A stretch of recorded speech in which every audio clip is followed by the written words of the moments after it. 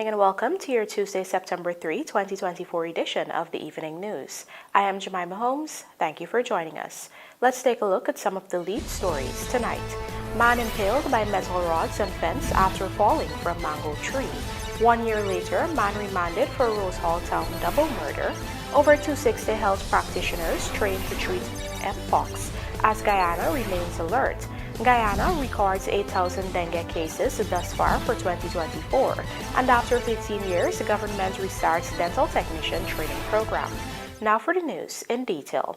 We begin tonight's newscast by telling you that a 53-year-old man was today impaled by the metal rods on a fence after he fell from a mango tree in a yard at Cummings Lodge, Greater Georgetown. Lawanda McAllister has the details. 53-year-old Derek Saturn, also known as Chow or Chowman, met a horrendous death on Tuesday afternoon. The handyman fell from a mango tree and became impaled by metal rods on a fence. The incident occurred at Lot 69 4th Street, Cummings Lodge, Greater Georgetown, just after midday.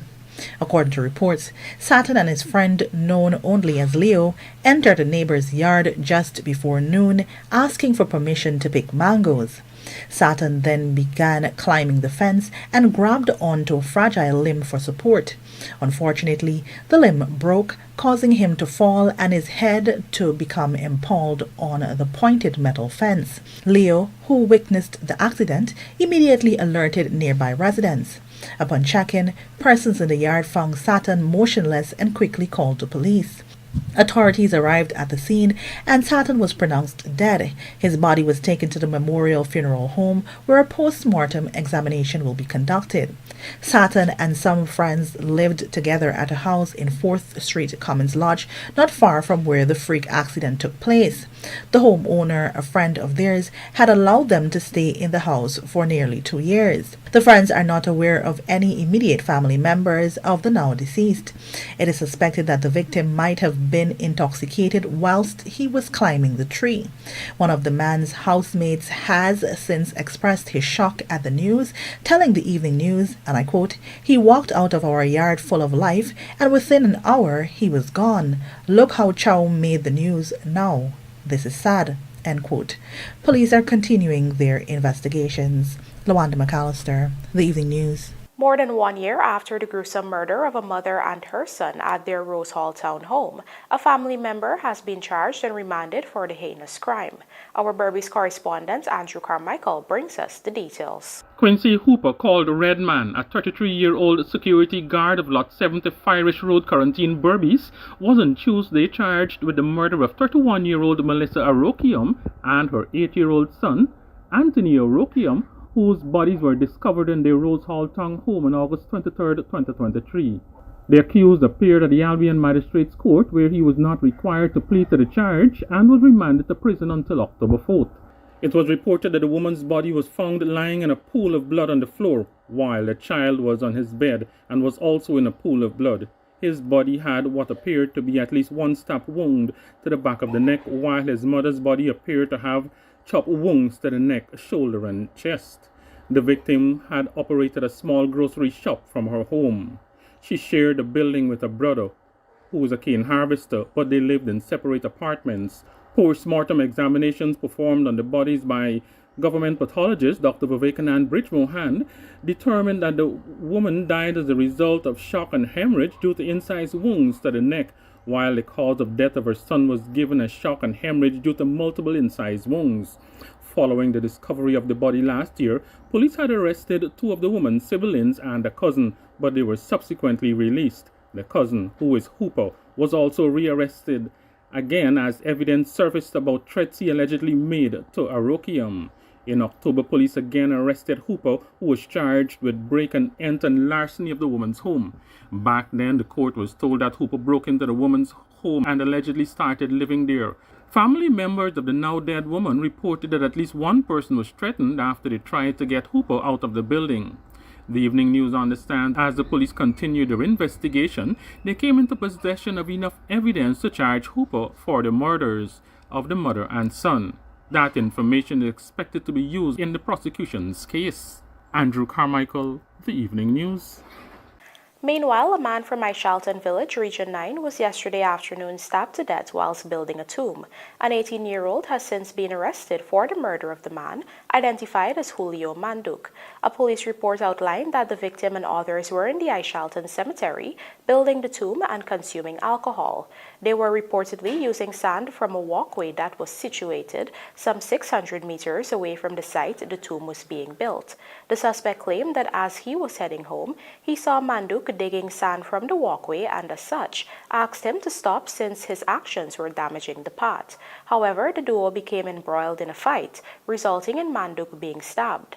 After this, the suspect reportedly fled the scene. Sometime later, one of the other men who were digging the sand returned to the walkway where Manduk was seen lying on the ground with a wound to his chest. The victim was immediately rushed to the Ishalton District Hospital, where he died whilst receiving treatment. The suspect was later arrested by police and remains in custody.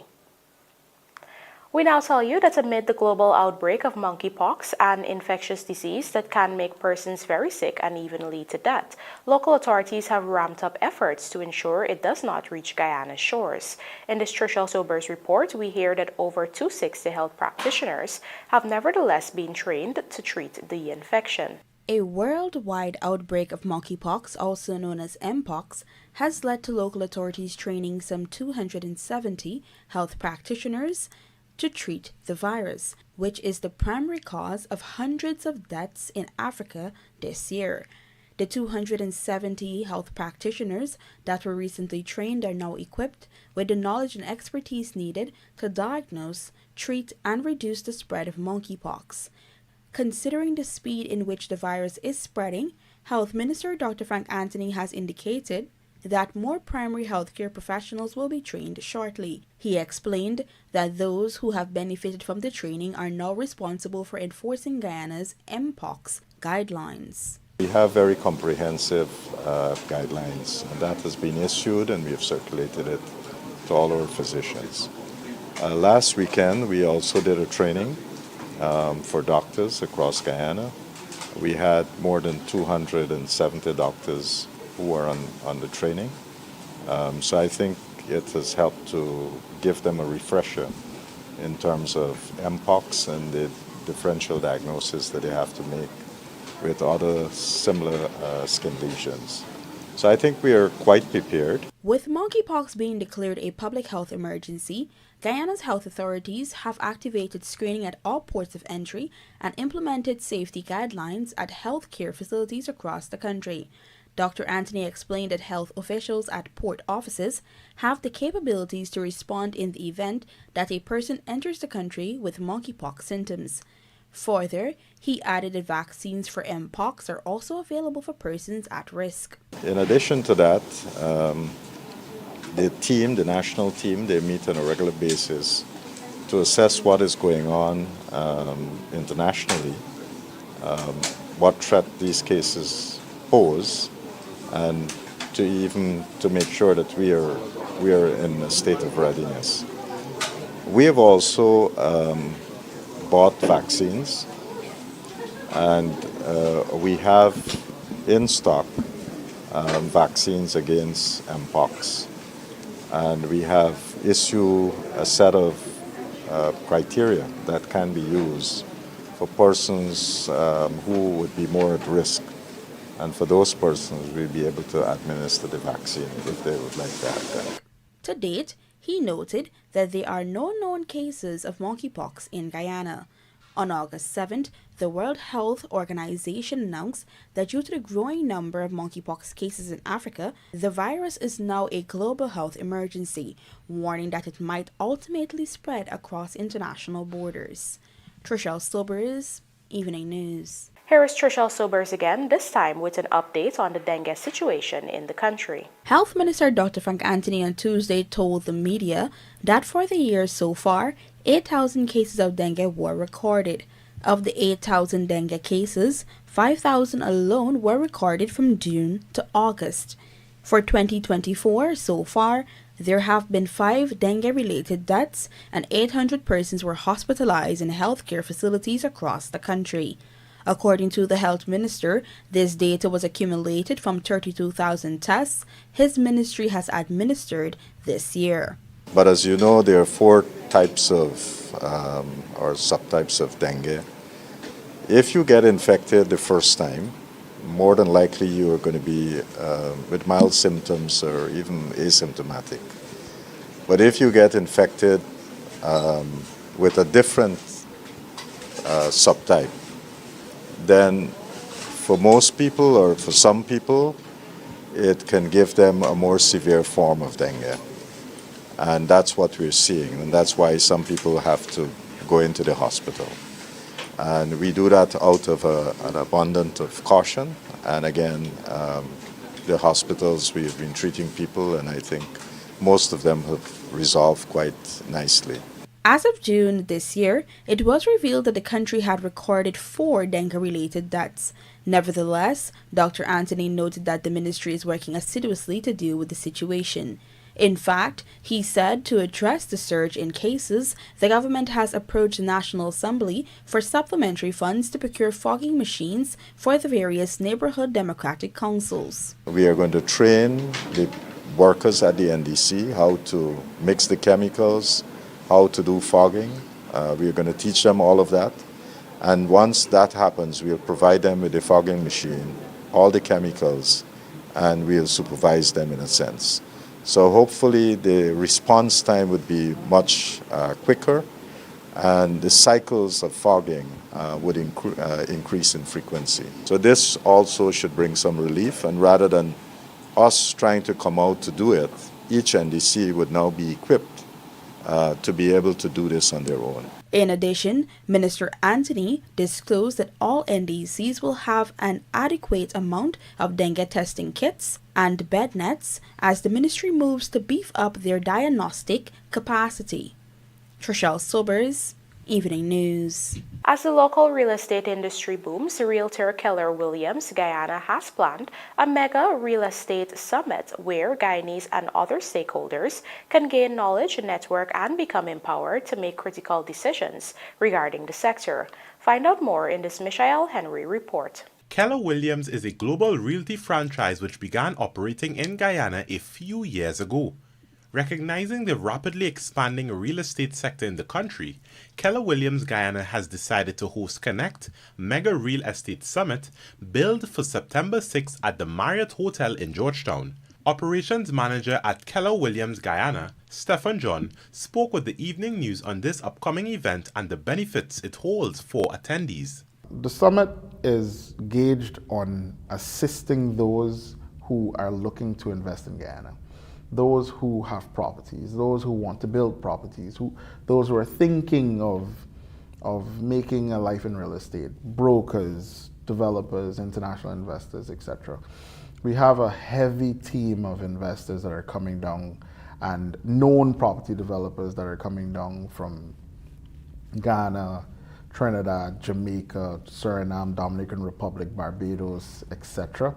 that are coming here. Guyana is the place to be, yeah? So everyone wants a piece of the pie. According to John, many locals also recognize the growing potential of the real estate industry, but they need guidance on making decisions that work for them. As a real estate brokerage, we often get the question as to, hey man, where can I invest? Where can I purchase?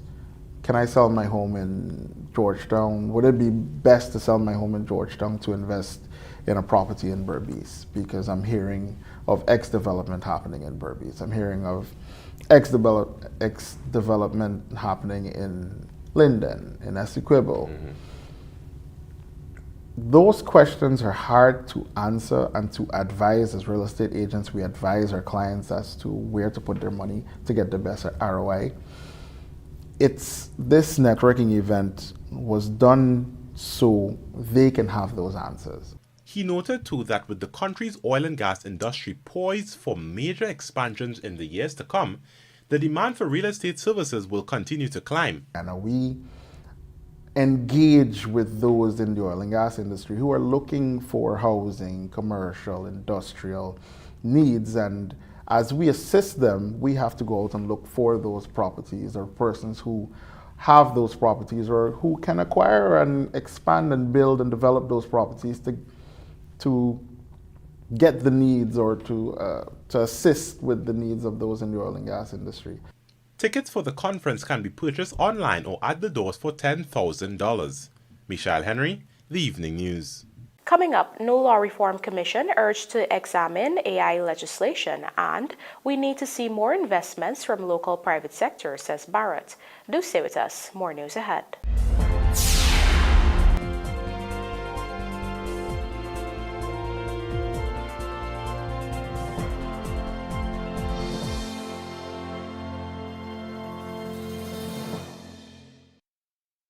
Guys, I think I'm in love! Wow! Yeah, I was looking at you too. What? What are you talking about? I'm in the tiles. Where did you get them? Oh, Mima Decor, obviously the best tile store in Guyana. Come, let me take you there. My kitchen, my bathroom, my floors. Mima Decor has everything. And the prices are great too. So, yeah, I want to have a date now. We can build on that.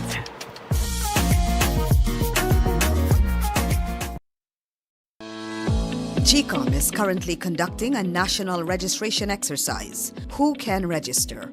Anyone who will be 14 years or older by December 31, 2024 and is a Guyanese citizen by birth, descent, naturalization, or is a citizen from a Commonwealth country living in Guyana for 1 year or more. It is the civic duty and legal responsibility of all persons who meet the eligibility requirements to apply for registration. By doing so, you will be ensuring that you are issued a national identification card and be included in the official lists of electors for future elections, providing you meet all eligibility criteria. Persons could be prosecuted, fined, or even sent to prison for failing or refusing to apply for registration. This registration exercise will end on November 29, 2024. For further information, contact GCOM on 225-0277-9 or visit the website www.gcom.org.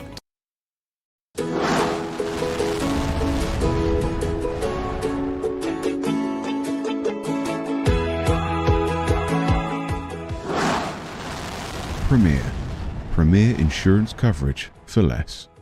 Stay safe. On the job, you know how it goes. 1 minute, everything's going right, and the next, something goes wrong.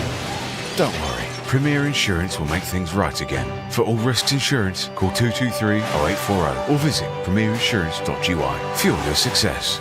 Premier Insurance coverage for less.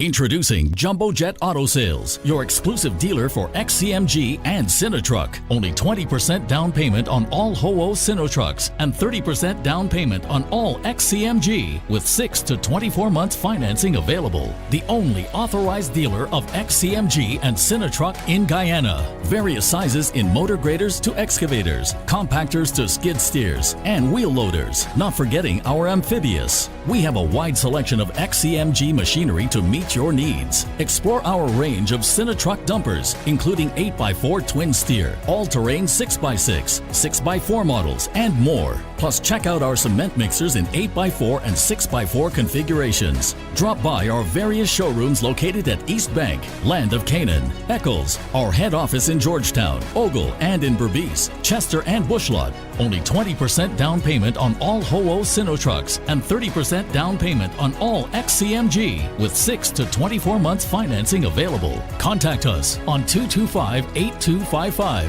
232-0633, 233-3101, or 328-2802. Jumbo Jet Trucks and Introducing Jumbo Jet Auto Sales, your exclusive dealer for XCMG and Sinotruck. Only 20% down payment on all HOO Sinotrucks and 30% down payment on all XCMG with 6 to 24 months financing available. The only authorized dealer of XCMG and Sinotruck in Guyana. Various sizes in motor graders to excavators, compactors to skid steers, and wheel loaders. Not forgetting our amphibious. We have a wide selection of XCMG machinery to meet meet your needs. Explore our range of Cinetruck dumpers, including 8x4 twin steer, all-terrain 6x6, 6x4 models, and more. Plus, check out our cement mixers in 8x4 and 6x4 configurations. Drop by our various showrooms located at East Bank, Land of Canaan, Eccles, our head office in Georgetown, Ogle, and in Berbice, Chester, and Bushlot. Only 20% down payment on all HOO Cinetrucks and 30% down payment on all XCMG with 6 to 24 months financing available. Contact us on 225-8255, 232-0633, 233-3101, or 328-2802. Jumbo Jet Trucks and Auto.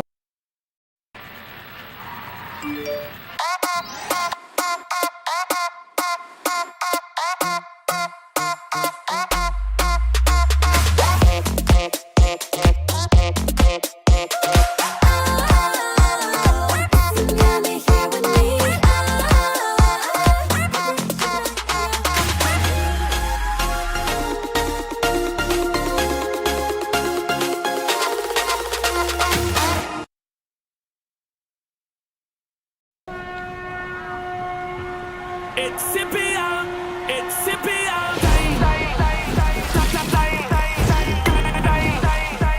It's Scipio time. Man, girl, and boy. Feel the Scipio joy from every nation in the Caribbean. Larger than life, we're building legends in this Caribbean nation.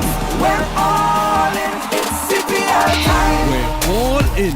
Republic Bank, title sponsor and official bank of the Republic Bank Caribbean Premier.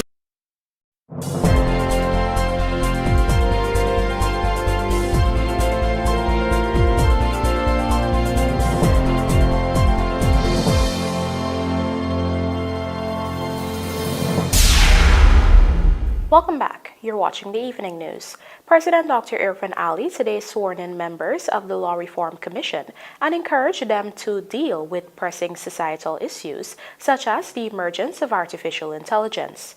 Gerald Bryan tells us more. The swearing-in of two members of the Law Reform Commission whose term had expired was done at the office of the President on Tuesday. Taking their oaths of office before President Dr. Irfan Ali were attorneys at law Tenny Husty and Clarissa Reel, who were initially appointed in August 2021. They will now serve another 3-year term.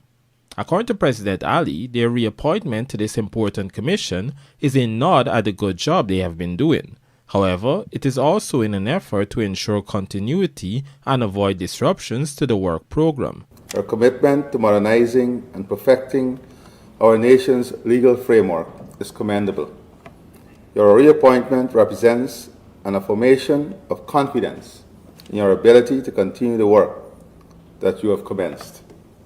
The work of the Law Reform Commission is critical to the continuous development and refinement of our legal system.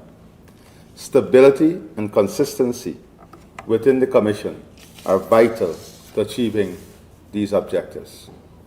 Frequent changes in the composition of the Commission could jeopardize the progress made. The President meanwhile had some recommendations of his own to make on areas in which the Commission should focus their work. One area was in Silica City, the government's ambitious city project up the Sioux-Linden Highway, which, according to President Ali, may need new laws to ensure its environmental sustainability. Another area is in the realm of artificial intelligence, AI. I want to pause here and ask the Law Reform Commission to also look at some of the challenges we will face in national life that are immediate. AI is one such challenge. How are we going to ensure that the body of our laws are protected, our institutions are protected, and we develop a cross-cutting basis through which we can address the challenges of AI and digitization. The Attorney General has been working assiduously, he and his team. The head of state also cited climate change and biodiversity as other areas that must be examined. He noted the importance of the Law Reform Commission examining the entire body of laws in the context of these areas to see where the gaps exist. As you're aware, good lawyers find good arguments. And many times, addressing the principal act and the parent act still leaves loophole in the entire legal framework. And part of our work is to close those loopholes wherever they exist. Your term will also coincide with the constitutional reform, the public consultation. So it's a dynamic process over the next 3 years. And we would like to see some synergy. I would expect also members of the Law Reform Commission to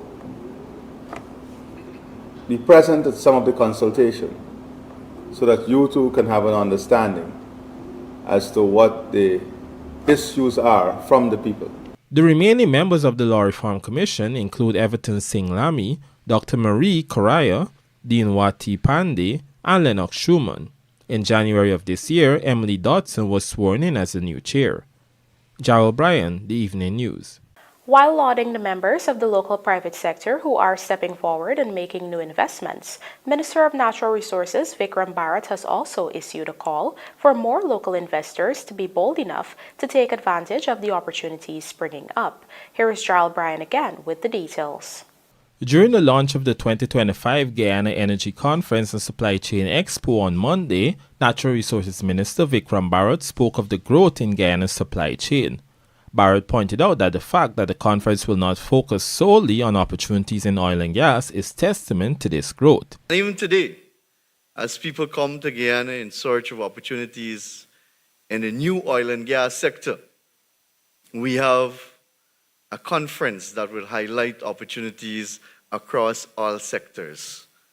So again, it shows that we are committed to diversifying our economy and not only to focus on one particular sector. And this is something I think Guyana as a new oil producing country, that we are becoming a role model among new countries, new oil producing countries around the world. According to Bharat, other countries are looking to Guyana as an example because the country has been able to diversify rather than focus on one sector. The minister did make a call, however, for more of the local private sector to step forward and make new investments in the various sectors. Rather, we have continued to grow and incentivize and to expand all the sectors. That today, when we launch our energy conference, it is not only an energy conference, but is a supply chain expo.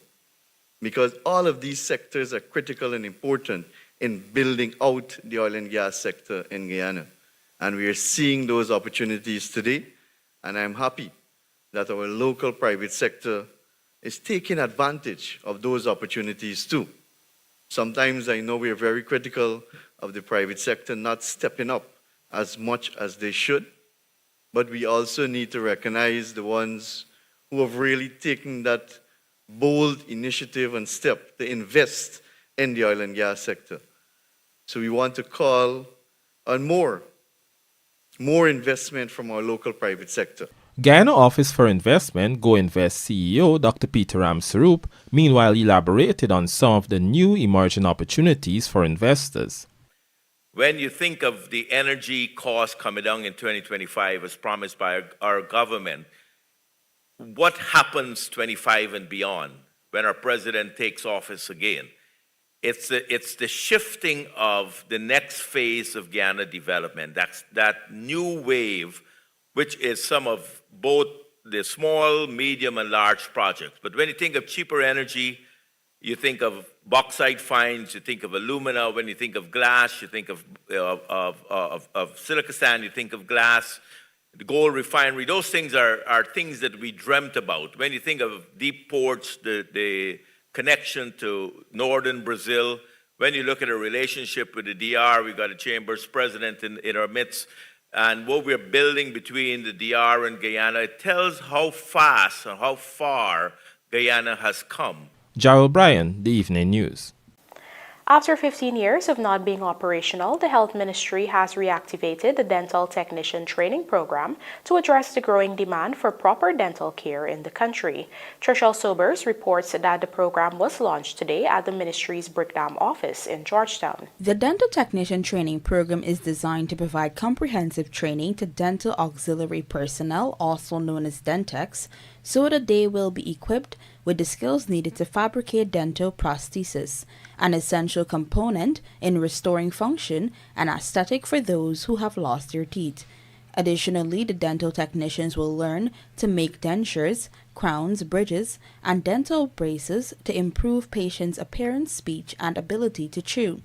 Without the services offered by a dental technician, dentists would not be able to offer the full range of services to their patients. During his keynote address at the launching ceremony on Tuesday, Health Minister Dr. Frank Anthony encouraged the first batch of 15 to take advantage of the opportunity and build a career for themselves in the field. You are part of a very pioneering batch in a sense, and over your stay during this program, we are hoping that with new equipment and other things that we will be bringing in, that you will benefit from this type of training. You are going to see a lot of transformation. So whether it's new hospitals, new facilities, new training, all kinds of opportunities, things that didn't exist before, you now have an opportunity to be part of this change that is happening. So don't blow your chances. Make sure you study well. And I'm sure from this course, there'll be other courses where you can improve and be the best in your field. In about 18 months, the trainees will graduate from the Dental Technician Training Program, and successful candidates will be required to enter into an agreement to serve the government of Guyana for a period of no less than 3 years. Minister Anthony noted that the batch will be stationed at facilities with dental equipment such as x-rays and modern laboratories. Before 2019, we had 3 x-rays that were working, and they were probably all analog x-rays, right? So you had to go wash these things in some dark room or whatever it is, and then you look at the film. And that was just 2019. Today, across the system, we have 20 imaging units or x-ray units, and most of them are digital. If not all of them are digital. And then we have recently bought 5 new pieces of equipment which would be able to allow us to do CT scans. So this is taking it up a notch. And that's the kind of investment that we're making for dentistry. Prior to the relaunch of the program, dental technician training was only facilitated at the Chetty Jacken Dental School. According to Dr. Anthony, the program's reinstatement after 15 years marks a significant milestone in the government's commitment to elevating healthcare standards in the country. Trishelle Sobers, Evening News. After a whopping 49.7% economic growth recorded for the first half of the year, the agriculture sector contributed just over 28% to the overall GDP of the country. This is according to Agriculture Minister Zulfikar Mustafa. Andrew Carmichael reports. While oil and gas plays an important role in Guyana's revenue collection, over the past 4 years, the non-oil sector grew by more than 12%. Growth in the local construction, mining, and agriculture sectors also expanded based on last year's figures. For the first half of this year, agriculture contributed 28% of Guyana's gross domestic product, GDP.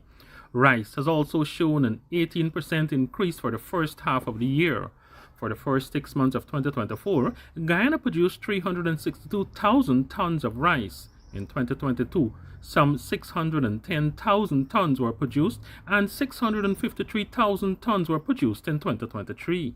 We are very optimistic that at the end of this crop, by the end of this year, we will surpass the target that was set in this year's budget of 710,000 tons. In addition to rice, the fishing sector grew by 27% for the first half of the year. And that came against the background where the naysayers were saying issues in the fishing industry. When you look at the investment that we have made in almost all the landing sites in this country, we have tried to build it to a level, bring it up to a level where the fisher folks at least can enjoy basic facilities. We build sheds, we put lights, we put in washroom. For the first time in the history of this country, all those facilities we are building in at these landing sites. Mustafa noted that the crop sector has experienced robust growth with fruits and vegetables. On the other hand, the sugar sector would have contracted with 60,000 tons of sugar being produced last year. I am very optimistic at the end of this year, at the end of this crop, sugar will surpass last year's target too. I am very, very optimistic about that. And that shows our allocation, the budgetary allocation we have been making, how we have been going about working with farmers. When you see growth in the non-oil sector, when you see growth in the agriculture sector, it's because of the investment your government has been making. Guyana is currently leading the charge to ensure that CARICOM reduces its food import bill by 25% by year 2025. Andrew Carmichael, The Evening News. And now for a look at the bridge reports. The Demerara Harbour Bridge will be closed to vehicular traffic on Wednesday, September 4, 2024 at 3 hours 45 for a period of 1.5 hours. Meanwhile, the Berbice River Bridge is scheduled to be closed to vehicular traffic at 4 hours 50 on Wednesday, September 4, 2024, also for 1.5 hours. Let's now take a look at the local stock exchange market compliments of GASI.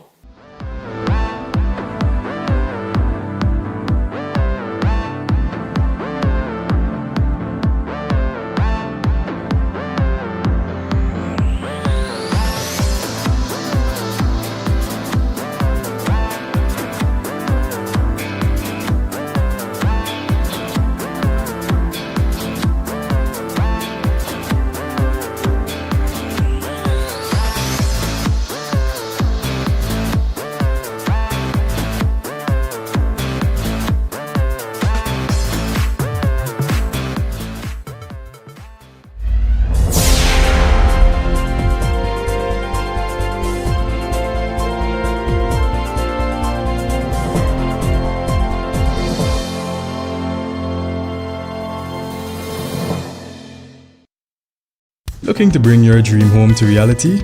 Or simply taking on a home improvement project? Then National Hardware Limited is where you should start. Let us put that touch to your home.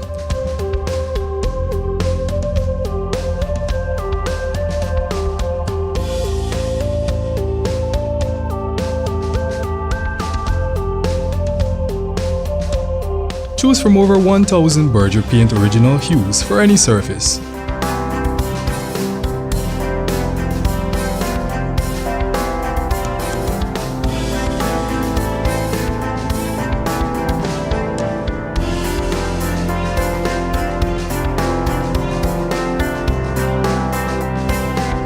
We are known for our trusted brands such as Westinghouse, Philips, Sadco, Rubbermaid, Pyrex, Gibson Home, and so much more. National Hardware Limited, your do-it-best store. Located in downtown Georgetown and industrial site Rhymeville. The Guyana Elections Commission GCOM is currently conducting a national registration exercise. Who can register? Anyone who will be 14 years or older by December 31st, 2024 and is a Guyanese citizen by birth, descent, naturalization, or is a citizen from a Commonwealth country living in Guyana for 1 year or more. How to apply for registration? You must visit the GCOM registration office that is responsible for the registration of persons from your area of residence to apply for registration or name change or correction. You must be in possession of the following source documents as might be relevant: original birth certificate or valid Guyana passport for new registration, original marriage certificate and original birth certificate in the case of a name change by way of marriage, original deed poll and original birth certificate in the case of a name change by deed poll, original naturalization certificate, and original birth certificate or valid passport in the case of naturalization. This registration exercise will end on November 29, 2024. For further information, please contact GCOM on the following hotline numbers: 225-027729, 226-6557, 223-9650, or visit the GCOM website at www.gcom.org.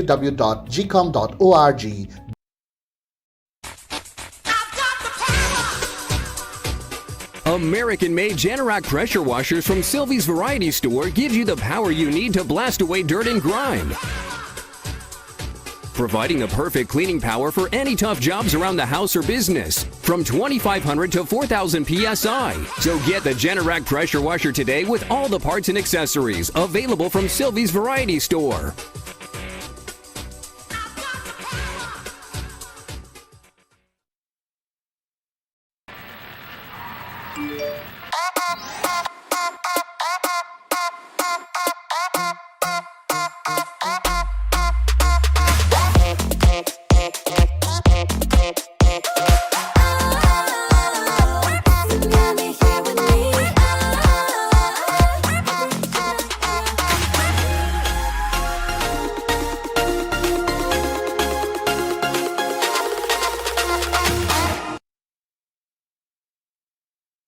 In today's tough driving conditions, every engine faces three powerful enemies: engine heat, pollutants, and frequent short trips.